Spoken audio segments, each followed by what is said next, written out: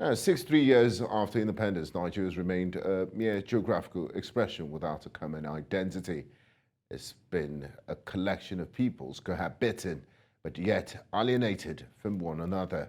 News Central's Bettina Nwelih reports. Nigeria is made up of over 200 million people.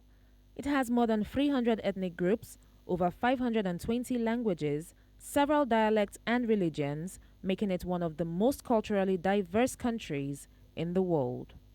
Many say this unique demographic composition should be a source of strength for the country, but it has continued to create problems of cohabitation. An example is the Nigeria Civil War of 1967 to 1970, which had its origin in ethnic and religious politics.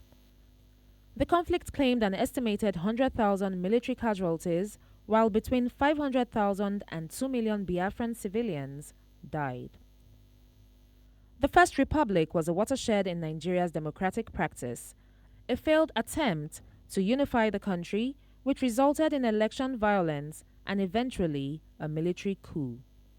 There was a time for those forms of divisions. We've been through dissents. We fought a civil war. And we found out at the end of the civil war that together is stronger than apart. The counter-coup of July 28, 1966 was spurred by what some military establishments from the north tagged the retaliation of the initial Igbo coup.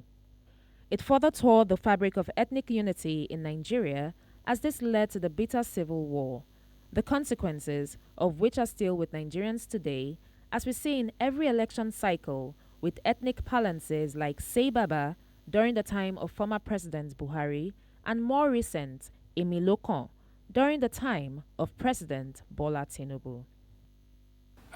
There are things that, even in our country, let us know that those are not the only identities that matter. Poverty, for instance, has no religious identity, has no ethnic identity. So address poverty. Infrastructural regeneration and development has no ethnic face. Because some of the basic issues that might lead to economic rejuvenation and the boosting of the economy are tied to people feeling secured. If people don't feel secure, they're not going to be engaged in economic activities. And if people are not engaging in economic activities, the economy is not going to grow. And if it's not growing, there's no way you're going to make an impact on poverty. So for you to do this, you should first and foremost ensure that you reduce the high rate of food inflation in the country. They say a hungry man is an angry man. And not just that, when you have more angry people all over the whole place, you're going to have a dysfunctional society. And that's why Nigeria is a dysfunctional society, because you have a higher proportion of people who can do anything just to put food on their table. Nigeria's democracy has been characterized by election rigging, rotation of the same set of candidates for various electoral positions, and subversion of the rule of law. Some people have adopted the view that the British colonial administration in Nigeria interrupted the country's cultural evolution through premature amalgamation. Scholars have mentioned the divide and rule policy of the British colonial administration as the beginning of the animosity and divisions among different cultural groups in the country. An article that Nnamdi Azikiwe wrote in 1965 called The Essentials for Nigeria's Survival. And there he was saying, a Commonwealth of Nigeria, has the potential to become one of the greatest countries in the world.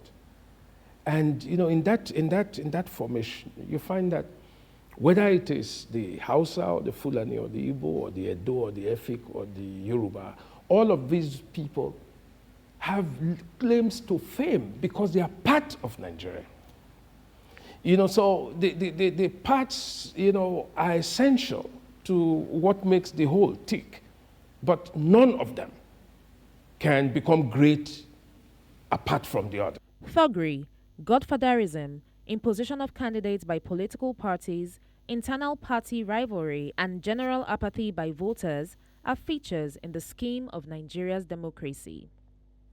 Others have traced the challenge of democracy to the eagerness of political elites in Nigeria to exploit cultural differences to further their personal agenda. And this may be why there have been repeated calls for serious amendment to the 1999 Constitution.